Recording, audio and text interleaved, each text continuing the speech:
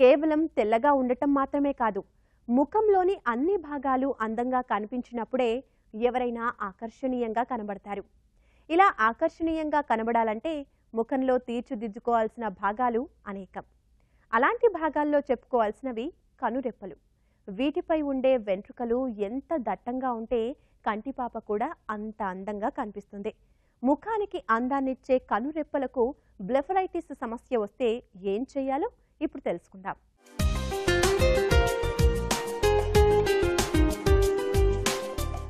కంటి అందాన్ని ఇనుమడింపచేసేవి కనుబొమ్మలు, కనురెప్పలు. శరీరం ఎంత తెల్లగా ఉన్నా కంటిరెప్పలు చక్కగా అమరి లేకపోతే అందవికారంగా కనిపిస్తారు.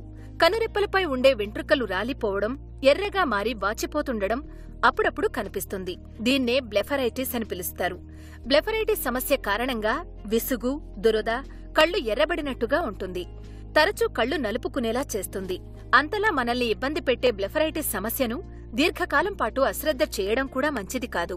కళ్లకు వచ్చే బ్లెఫరైటిస్ 2 రకాలుగా కనిపిస్తుంది. స్టెఫిలోకోకై బ్యాక్టీరియా కారణంగా కంటిరెప్పల ముందు భాగంలో వచ్చే ఇన్ఫెక్షన్ను యాంటీరియర్ లేదా స్టెఫిలోకోకల్ బ్లెఫరైటిస్ గా, మిబూమియన్ గ్రంథులు పనిచేయకపోవడం కారణంగా పోస్టీరియర్ బ్లెఫరైటిస్ సమస్యలు వస్తాయి. ఇది సాధారణంగా అలర్జీల వల్ల కానీ, కొన్నిసార్లు బ్యాక్టీరియా ఇన్ఫెక్షన్ లేదా కనురెప్పల చమురు గ్రంథులు బ్లాక్ అవడం వల్ల గానీ కలుగుతుంది. మనకు కన్నురెప్పలు కంటి చూపును కాపాడటమే కాకుండా కనుగుడ్డుకు కూడా ఏమాత్రం గాయం జరగకుండా, ఇన్ఫెక్షన్స్ రాకుండా కాపాడుతుంటాయి. ఈ కన్నురెప్పల్లో ఎన్నో రకాల గ్రంథులు ఉంటాయి.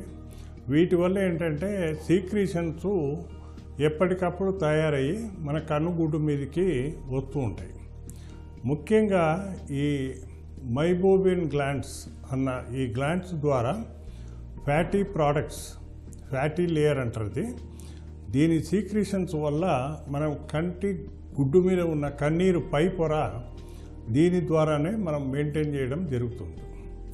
అయితే కొన్ని కారణాల వల్ల ఈ గ్రంథుల నుంచి వచ్చే కెనాల్స్ ఏవైతే ఉన్నాయో వాటికి బ్లాక్ జరుగుతుంది. అంటే ఏదైనా డస్ట్ పార్టికల్స్ పడినప్పుడు కానీ, లేకపోతే ఇన్ఫెక్షన్స్ వచ్చినప్పుడు కానీ ఆ గ్రంథుల్లో సీక్రీషన్స్ ఉండిపోతాయి.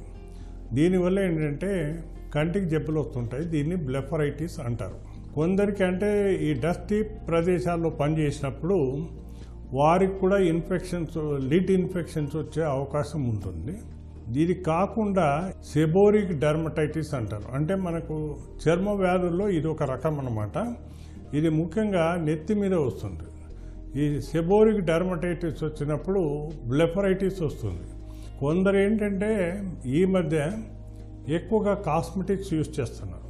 ఈ కాస్మెటిక్స్ యూజ్ చేయటం ద్వారా మనకి కంటిరెప్పల మీద ఉన్న గ్రంథులు బ్లాక్ అయిపోతాయి. అంటే నీరు బయటికి పోకుండా ఉండిపోతుంది. దీనివల్ల చాలా ప్రమాదకరమైన పరిస్థితి వస్తుంది. ఎక్కడైనా నైట్ ఫంక్షన్స్ పోయి వచ్చినప్పుడు కానీ ఏవైతే మనం మేకప్ మెటీరియల్ యూజ్ చేశామో అది పూర్తిగా కడిగే వరకు క్లీన్ చేసి శుభ్రంగా ఉంచుకోవడం చాలా అవసరం. బ్లెఫరైటిస్ సమస్య వచ్చినప్పుడు కళ్ళు నీటితో నిండి ఉన్నట్లుగా కనిపిస్తాయి. అదేవిధంగా కనురెప్పలు పూర్తిగా వాచిపోయి ఎర్రటి రంగులో మారతాయి. కనురెప్ప అంచుల వద్ద బాహ్య పొరలో మార్పు, కనురెప్పలు జిడ్డుగా మారడం, కాంతి అంటే భయపడటం, సెబాషియస్ గ్రంథులకు ఇన్ఫెక్షన్ వచ్చి వెంట్రుకలు ఊడిపోవడం వంటి లక్షణాలు కనిపిస్తాయి.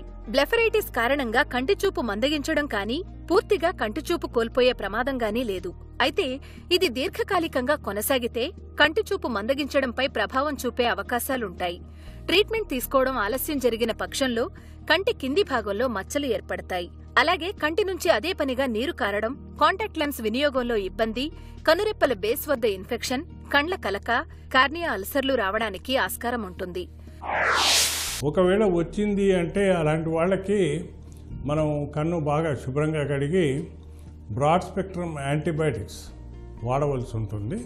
ఈ యాంటీబయాటిక్ ఆయింట్మెంట్ పెట్టినప్పుడు కన్నురెప్ప మీద పెట్టిన తర్వాత బాగా ఒక వేలుతో కడుక్కొని బాగా ఆయింట్మెంటు రబ్ చేయడం ద్వారా ఇన్ఫెక్షన్స్ తగ్గిపోయే అవకాశం ఉంటుంది.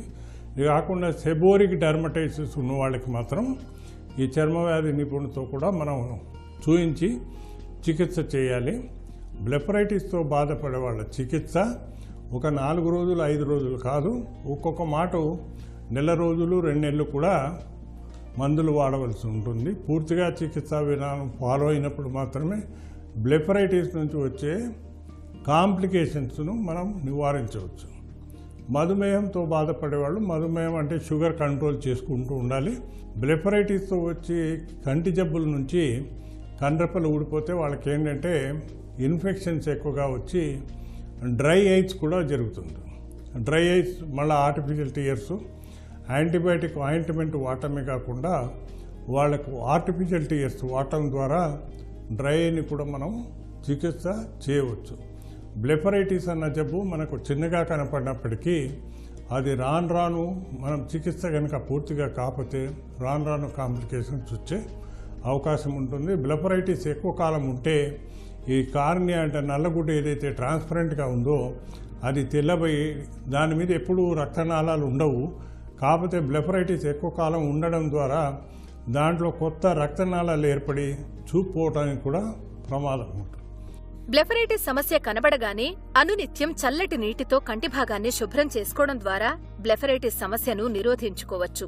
ప్రతిరోజు 30 సెకండ్ల పాటు 2 కంటిరెప్పలను చల్లటి నీటితో శుభ్రపరచుకోవాలి.